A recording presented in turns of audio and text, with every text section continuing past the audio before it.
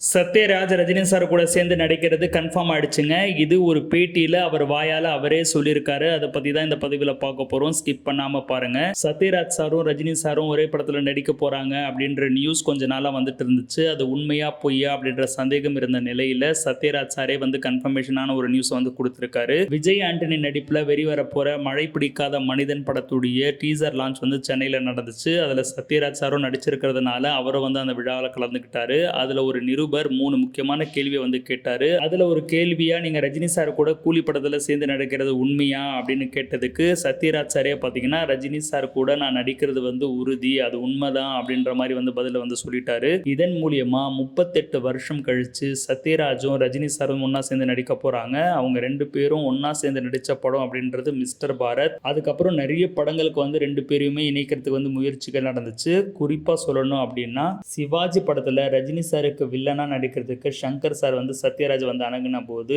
அதுல வந்து நான் நடிக்கிறதுக்கு விருப்பம் இல்லை அப்படின்னு வந்து அவர் தவிர்த்துட்டாரு. இப்போ இந்த படத்தை வந்து அவர் செலக்ட் பண்ணதுக்கு காரணம் கண்டிப்பா வந்து ரோல் வந்து அந்த மாதிரி இருக்கும் அப்படின்றதுனாலதான் இந்த படத்துல தலைவருக்கு நண்பரா வந்து அவர் நடிக்க போறாரு. லோகேஷ் கனகராஜ் ஒரு வைட்டான நண்பர் பாத்திரத்தை வந்து உருவாக்குனதுனாலதான் சத்யராஜ் அணுகியிருக்காங்க. சத்யராஜும் இந்த படத்துல அவருடைய நடிப்புக்கு தீனி இருக்கும் அப்படின்றதுனாலதான் வந்து ஒத்துக்கிட்டு இருக்காரு. சூப்பர் ஸ்டார் ரஜினிகாந்த் அவர்களும் சத்யராஜ் அவர்களும் ஒன்னா சேர்ந்து வர சீன்ஸ் எல்லாமே வந்து பயங்கரமா இருக்கும்ன்றதுல எந்த ஒரு டவுட்டுமே கிடையாது. இவங்க 2 பேருடைய காம்பினேஷனை திரையில பார்க்கறதுக்கு நீங்க எந்த அளவுக்கு ஆவலா இருக்கீங்க அப்படின்றத வந்து கமெண்ட்ஸ்ல தெரியப்படுத்துங்க. அடுத்தடுத்த காஸ்ட் அண்ட் க்ரூஸ் வந்து எப்படி இருக்கும் அப்படின்ற எதிர்பார்ப்பு ஒவ்வொரு நாளும் அதிகமாகிட்டே இருக்கு. இந்த காம்பினேஷனை நீங்க எப்படி பாக்குறீங்க அப்படின்றது கமெண்ட்ஸ்ல தெரியப்படுத்துங்க.